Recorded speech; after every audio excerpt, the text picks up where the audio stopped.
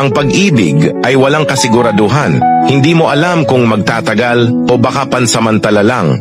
Minsan kampante ka na sa pagmamahal na akala mo mananatili, pero mauuwi rin pala sa pagsisisi. Yung akala mo siya na pero maling tao rin pala. Yung akala mong the one, pero bigla rin palang mangiiwan. Kapag umibig ka, nakikipagsapalaran ka rin kasi hindi mo alam kung worth it ba yung ipinaglalaban mo o nagpapakatanga ka lang sa taong di ka naman pala intensyong makasama hanggang dulo. Pero ang pag-ibig ay walang dulo, walang katapusan. Kaya kung iniwan ka man, ibig sabihin lang na hindi pa siya ang taong para sa iyo. Mararanasan mo pa yung pagsuyo na sigurado at hindi naglalaho. Masakit ang maiwanan, pero mas masakit ang kumapit sa pekeng pagmamahal. Lumaya ka na kung di ka na mahalaga.